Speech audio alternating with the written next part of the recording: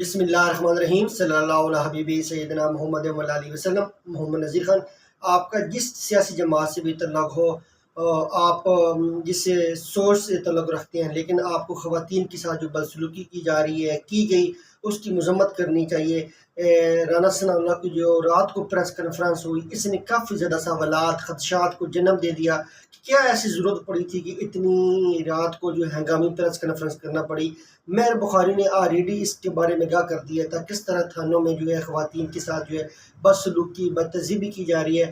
تو آپ ان واقعات کا جو ہے اس حوالے سے بھی دیکھ لیں کہ کیسے خواتین کے ساتھ ان کو بالوں سے کھینچا گیا، کیسے ان کے اوپر تشدد کیا گیا، کیسے ان کی بے حرمتی کی گئی، ان سے گالا گلوچ کیا گیا، ان کو ننگا کرنے کی دھمکی دی گئی اور ان کو گرفتار کر کے کیسے مردوں کے تھانوں میں رکھا گیا۔ اس طرح کے جو نازیبا واقعات ہیں، اس کی پر زور الفاظ میں مذمت کرنی چاہیے، کیونکہ بطور معاشرہ جب تک ہم خواتین کی عزت نہیں کریں گے، اس وقت تک ہمارے ملک جو ہے وہ گرو نہیں کر سکتا، ترقی نہیں کر سکتا۔ تو ڈیفینیٹلی رانا ثناء اللہ کی پریس کانفرنس کے بعد ایسے ہی لگ رہا ہے کہ جیسے کوئی بڑا بلنڈر ہو گیا ہے، ان سے کوئی بڑی غلطی ہو گئی ہے جس کو آپ جی کور اپ کرنے کی کوشش کر رہے ہیں۔ تو اللہ نہ کرے کسی خواتین کے ساتھ ریپ ہو، اگر یہ ایسا ہوگا تو ہماری جو انسانیت ہے وہ مر جائے گی۔ ہم پوری دنیا میں اپنا چہرہ دکھانے کے قابل نہیں رہیں گے کہ ہم کیسے پاکستانی ہیں، کہ ہم جو ہے حراست کے دوران خواتین کے ساتھ جو ہے وہ تشدد کرتے ہیں، ان کے ساتھ ریپ کرتے ہیں، جنسی زیادتیاں کرتے ہیں۔ میر بخاری نے تو 10-12 دن پہلے اس چیز کے بارے میں آگاہ کر دیا تھا جب ان کی کزنس کو گرفتار کیا گیا۔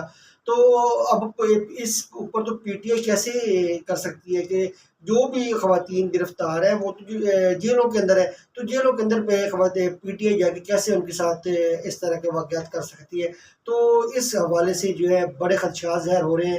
تو حکومت کو چاہیے کہ جتنی بھی خواتین گرفتار ہیں ان کو باعزت طور پہ بری کیے جائے، جن کا کوئی تعلق نہیں ہے ان تمام واقعات کے ساتھ۔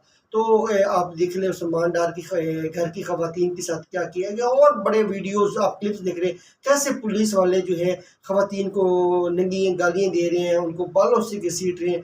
تو ان سب واقعات کی مذمت کرنی چاہیے، اور بطور پاکستانی شہری ہمیں اپنی خواتین کے حقوق کے لیے ہر حال میں آواز اٹھانی چاہیے، ان کی رہائی کے لیے آواز اٹھانی چاہیے۔ یہ کوئی اچھی مثال نہیں ہے۔ آپ پیپل پارٹی سے تعلق رکھتے ہیں، نون لیگ سے، پی ٹی آئی سے، اس سے بالا تر ہو کے آپ کو خواتین کی لیے آواز اٹھانی چاہیے۔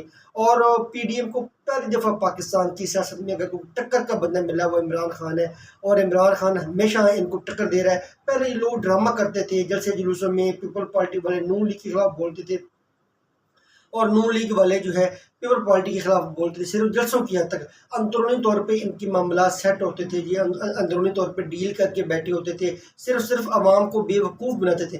لیکن پاکستان کی سیاست کی تاریخ میں پہلی دفعہ آصف علی زرداری کو، نواز شریف کو، مولانا فضل الرحمان کو ٹکر کا بندہ ملا ہے جس نے ان سب کو اکٹھا کر دیا، اور ان کا جو چہرہ ہے وہ عوام کے سامنے یہاں کر دی۔ انہوں نے جو نقاب اوڑا ہوا تھا ایک جیلی طور پہ جو ہے ایک سیاسی دشمنی کا، اس نے اتار کے رکھ دیا اور قوم کو بتا دیا کہ شروع سے اکٹھے ہیں، ان کے مفادات اکٹھے ہیں، یہ کبھی بھی ایک دوسرے کے خلاف نہیں جاتے۔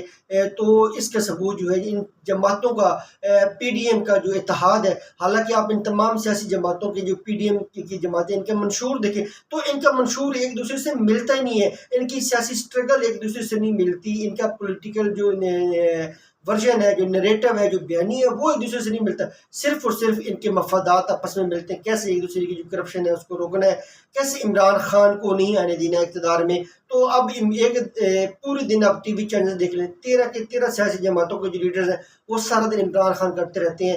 تو عمران خان کو تو اپنی مقبولیت کے لیے اور کیا چاہیے کہ جب اس کی 13 جماعتیں جب مختلف اوقات پہ آ کے پریس کانفرنس کرتی ہیں، ٹویٹس کرتی ہیں، تو ان کی کوئی پریس کانفرنس، کوئی ٹویٹ، کوئی بیانیہ عمران خان کے بغیر نامکمل ہوتا ہے۔ تو عمران خان نے ان کو ٹکر دی ہوئی ہے، اور زبردست ٹکر دی ہوئی ہے۔ تو ڈیفینیٹلی اب ان پی ڈی ایم کی جو ہے 13 جماعتیں جو ہیں پاکستان کی تاریخ میں پہلی دفعہ 13 سیاسی جماعتیں پاکستان کی جو ہے اکٹھی ہوئی ہیں، صرف اور صرف عمران۔ ادروائز تو انہوں نے قوم کو بیوقوف بنائے رکھا، ووٹ لیتے رہے، کبھی نواز شریف پیپل پارٹی کے خلاف، کبھی آصف علی زرداری نواز شریف کا بیانیہ بناتا رہا، لیکن اندر سے ایک ہوتے تھے۔ تو یہ تو عمران خان نے آ کے ایک بڑی کامیابی حاصل کی، ان 13 کو اکٹھا کر دیا۔ اور عمران خان کا بڑا مطالبہ الیکشن کا، اس نے کہا ہے کہ جتنے میری جماعت کو توڑنا ہے توڑ لیں، ختم کرنا کر لیں، اور ان سے پوچھ لیں جب آپ سیاسی جماعتیں مطمئن ہو جائیں کہ اب ہم الیکشن جیت سکتی ہیں تو پھر آگے میرا جو ہے الیکشن جو ہے وہ اناؤنس کر دیں، پھر ہم دیکھ لیں گے۔ اصل طاقت عوام کی ہے۔ عمران خان اس دفعہ جو ریلائی کر رہے ہیں وہ ٹوٹل عوام کی طاقت پہ ریلائی کر رہے ہیں، وہ کینڈیڈیٹس کے اوپر ریلائی نہیں کر رہے، وہ کسی اور چیز کے اوپر ریلائی نہیں کر رہے۔ ان کا یہ ہے کہ 22 کروڑ عوام ان کے ساتھ کھڑی ہے، لیکن حقیقت تو پھر یہی ہے کہ جب عوام نے ووٹ دینا ہے تو اب دیکھنا یہ ہے کہ عمران خان کا یہ امید ہے جی عوام میں اس کے اوپر پوری اترتی ہے یا یہ صرف عمران خان کی خام خیالی ہے۔ لیکن ابھی تک جو ماضی میں نظر آ رہا ہے کہ عوام نے بھرپور ساتھ دیا ہے عمران خان کا، تو امید ہے کہ الیکشن والے دنوں میں بھی لوگ تحریک انصاف کے ساتھ کھڑے ہوں گے۔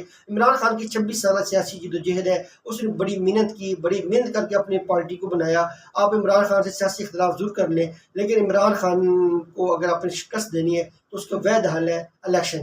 تو آپ الیکشن میں آ جائیں، عمران خان کو شکست دے دیں تو شاید عوام بھی اس شکست کو تسلیم کر لے۔ ادروائز جتنا بھی آپ عمران خان کے خلاف بیانیہ بناتے رہیں گے، عوام اس کو کوئی تسلیم نہیں کرے گی اور اس کے اوپر ڈاؤٹ کرتی رہے گی۔ صرف واحد حل الیکشن کروائیں، اور جو بھی حکومت جیت کیا ہے چاہے پی ڈی ایم ہی جیت کیا جائے تو وہ اس کے حوالے اقتدار کر دیا جائے تاکہ پاکستان میں سیاسی استحکام ہو اور معیشت مضبوط ہو۔ پاکستان زندہ باد۔